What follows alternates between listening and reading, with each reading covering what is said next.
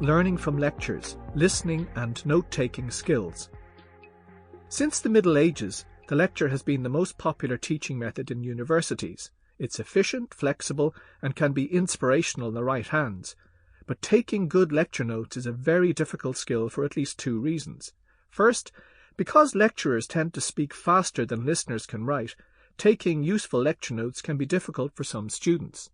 The problem here is that note-taking requires you to switch attention rapidly between listening and writing, and since you probably never received any training in this multitasking skill at school, it's not really surprising that you find yourself struggling to keep up with what the lecturer is saying in class.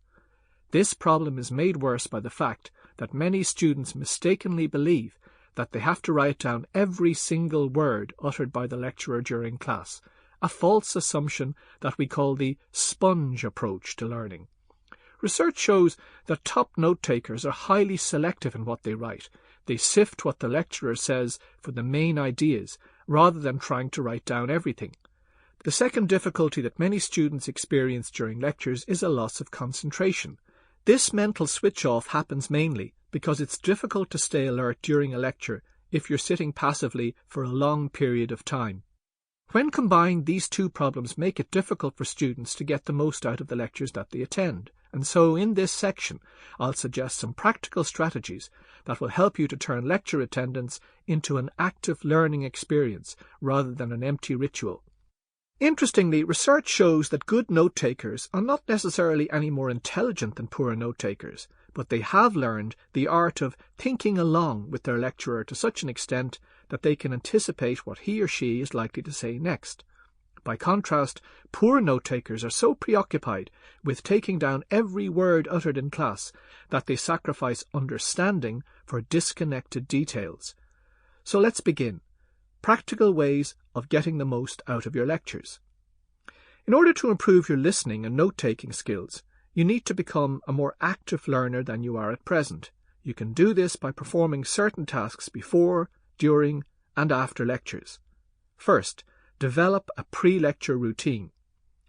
Most top-class performers, for example actors, athletes, musicians, have developed characteristic sequences of thoughts and actions called routines to help them to prepare for important events. These routines are valuable because they encourage planning, that is, focusing only on present actions that are under one's control, rather than worrying, that is, speculating about future events that lie outside your control. In general, less successful students have fewer and less consistent routines than successful ones. Therefore, here are some suggested activities which may form part of your pre-lecture routine. 1. Arrive 3 to 5 minutes before the lecture begins so that you can get a good seat, preferably close to the front of the stage, where you can obtain a clear view of the board, screen or computer being used. 2. Before the lecture begins, skim through your lecture notes to find out what was covered in the last class on this course. It helps if your notes for each course are stored in separate folders. Ring binders are useful because they allow you to rearrange your notes conveniently. 3.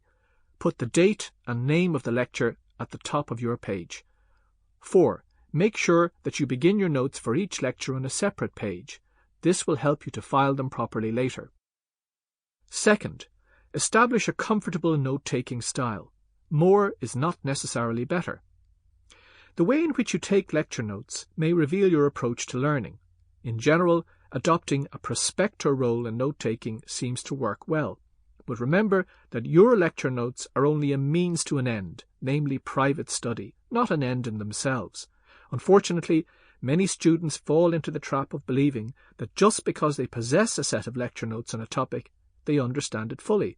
But possession is no guarantee of understanding. There are several other versions of this learning myth. For example, having a photocopy of something is not... Sample complete. Ready to continue?